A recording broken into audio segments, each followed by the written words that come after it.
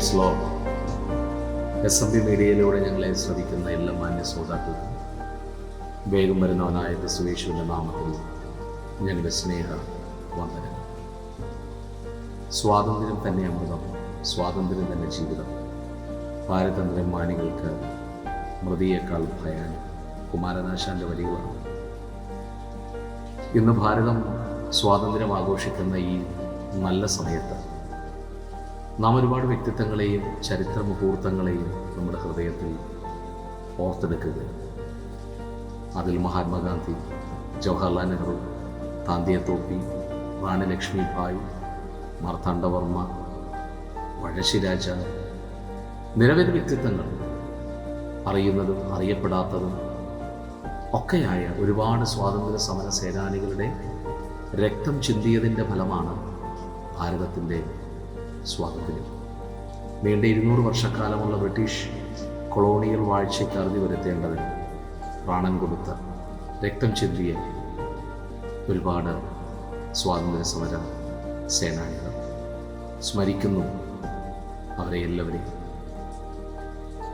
Freedom at mid night എന്ന് പറയുന്ന ഒരു ചരിത്ര പ്രസിദ്ധമായ പുസ്തകത്തിൽ ഭാരതത്തിൻ്റെ സ്വാതന്ത്ര്യത്തെക്കുറിച്ച് ചില ചിന്തകൾ രേഖപ്പെടുത്തിയിട്ടുണ്ട്. ഭാരതത്തിന് സ്വാതന്ത്ര്യം കൊടുത്ത ബ്രിട്ടീഷിൻ്റെ ഒടുവിലത്തെ വൈസ്രോയിയായ മൗണ്ട് ബാറ്റൻ പ്രഭു ഭാരതത്തിന് സ്വാതന്ത്ര്യം കൊടുക്കുന്നതിന് മുൻപ് പത്രപ്രവർത്തകരെ വിളിച്ചുകൂട്ടി. താനി പ്രഖ്യാപനം അവരുടെ മുൻപാകെ വന്നുകൂടിയതിൽ ഒരാൾ അദ്ദേഹത്തിൻ്റെ മുമ്പിൽ ഉന്നയിച്ച ചോദ്യമാണ്, അങ്ങ് ഏത് ദിവസമാണ് സ്വാതന്ത്ര്യം കൊടുക്കാൻ ആഗ്രഹിക്കുന്നത്?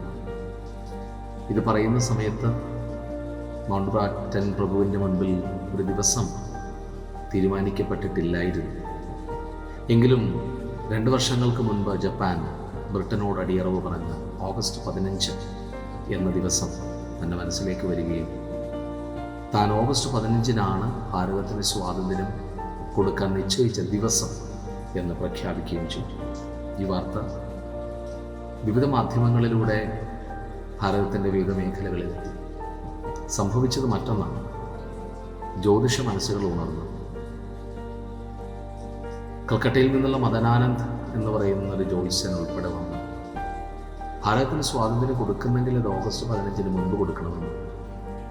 ഓഗസ്റ്റ് 15-നെ തുടർന്ന് ഭാരതത്തിന് മോശം കാലമാണെന്ന് പറഞ്ഞതിനെ തുടർന്ന് ഒരുപാട് വാദങ്ങൾ, പ്രതിവാദങ്ങൾ, വട്ടമേശ സമ്മേളനങ്ങൾ ഒക്കെ അതിനകത്ത് നടന്നു. ഒടുവിൽ വന്ന തീരുമാനമാണ് 15-നല്ല 14-ന് അർദ്ധരാത്രി ഭാരതത്തിന് സ്വാതന്ത്ര്യം പ്രഖ്യാപിക്കണം. അന്ന് അദ്ദേഹം ഭാരതത്തിന് സ്വാതന്ത്ര്യം ആ അർദ്ധരാത്രിയിൽ പ്രഖ്യാപിക്കുമ്പോൾ അദ്ദേഹം പറഞ്ഞൊരു വാചകമുണ്ട്, ബ്രിട്ടീഷുകാർ ഇന്ത്യ വിട്ടു പോയാലും അന്ധവിശ്വാസം ഭാരതത്തെ വിട്ടു പോവുകയില്ല. ഈ 2025-ൽ നാം ഇത് കേൾക്കുമ്പോൾ സത്യമെന്ന് ഭാരതത്തെക്കുറിച്ച് അതിൻ്റെ കാമ്പും കൂമ്പും തിരിച്ചറിയുന്ന വ്യക്തിത്വങ്ങൾക്ക് മനസ്സിലാകും. പഠനമുണ്ട്, വിദ്യാഭ്യാസമുണ്ട്, വിവിധ മേഖലകളിൽ ഔന്നത്യം പ്രാപിച്ചിട്ട് പോലും ധാർമ്മികതയിലും അന്ധതമസിൽ ചങ്ങലയിൽ കിടക്കുന്ന ബഹുഭൂരിപക്ഷം വലിയൊരു ജനത ഭാരതത്തിൻ്റെ മണ്ണിൽ നിന്നും വിശേഷിക്കുന്നു. മൗണ്ട് ബാറ്റൻ പ്രഭു എന്ന് പറയുന്ന അദ്ദേഹമാണ് ഭാരതത്തിന് സ്വാതന്ത്ര്യം പ്രഖ്യാപിച്ചത്. മുഴുലോകത്തിനും സ്വാതന്ത്ര്യം പ്രഖ്യാപിച്ചത് സാക്ഷാൽ യേശു കർത്താവ്. സ്വാതന്ത്ര്യത്തിനായി ക്രിസ്തു നിങ്ങളെ സ്വതന്ത്രരാക്കി എന്ന വചനത്തിലൂടെ മുഴുലോകത്തിനും അവിടുന്ന് സ്വാതന്ത്ര്യം പ്രഖ്യാപിച്ചു. ഇന്നേക്ക് 2000 വർഷങ്ങൾക്ക് മുമ്പ് ഈ ഭൂമിയിലൊരു മനുഷ്യനായി പിറവിയെടുത്ത് 33.5 വയസ്സോളം ഈ ഭൂമിയിൽ ജീവിച്ച് പാപികളെ സ്നേഹിച്ച് പാപത്തെ വെറുത്ത് രോഗികളെ സൗഖ്യമാക്കി മരിച്ചവരെ ഉയർത്തെഴുന്നേൽപ്പിച്ച് എല്ലാറ്റിനും മാതൃക കാണിച്ച് തിരുവെഴുത്തിൻ പ്രകാരം ജനിച്ച് ജീവിച്ച് മരിച്ചടക്കപ്പെട്ട് തിരുവെഴുത്തിൻ പ്രകാരം ഉയർത്തപ്പെട്ടു ആ കർത്താവ് എല്ലാ നാളും നിങ്ങളോട് കൂടെ ഉണ്ടെന്ന് പറഞ്ഞ് ആ കർത്താവ് മാനവകുലത്തിന് തൻ്റെ മരണത്താൽ സ്വാതന്ത്ര്യം ലഭ്യമാക്കിയിട്ടുണ്ട്. ഞാൻ ചില തിരുവചനങ്ങൾ മുന്നോട്ട് വയ്ക്കട്ടെ. പത്രോസിന്റെ ലേഖനത്തിൽ നാം ഇങ്ങനെ വായിക്കുന്നു, നാം പാപം സംബന്ധിച്ച് മരിച്ച് നീതിക്ക് ജീവിക്കേണ്ടതിന് അവൻ തൻ്റെ ശരീരത്തിൽ നമ്മുടെ പാപങ്ങളെ ചുമന്ന് ക്രൂശിൽ കയറി അവൻ്റെ അടിപ്പിണരുകളാൽ സൗഖ്യം വന്നിരിക്കുന്നു. Freedom from the penalty of sin. പാപം ഇനി കർത്തൃത്വം നടത്തുകയില്ലല്ലോ. Freedom from the sin. മക്കൾ ജഡരക്തങ്ങളോട് കൂടിയവരാകൊണ്ട് അവനും അവരെ പോലെ ജഡരക്തങ്ങളോട് കൂടിയവനായ മരണത്തിൻ്റെ അധികാരിയായ പിശാചിനെ തൻ്റെ മരണത്താൽ നീക്കി ജീവപര്യന്തം മരണഭീതിയിൽ അടിമകളായിരുന്നവരെയൊക്കെയും വിടുവിച്ചു.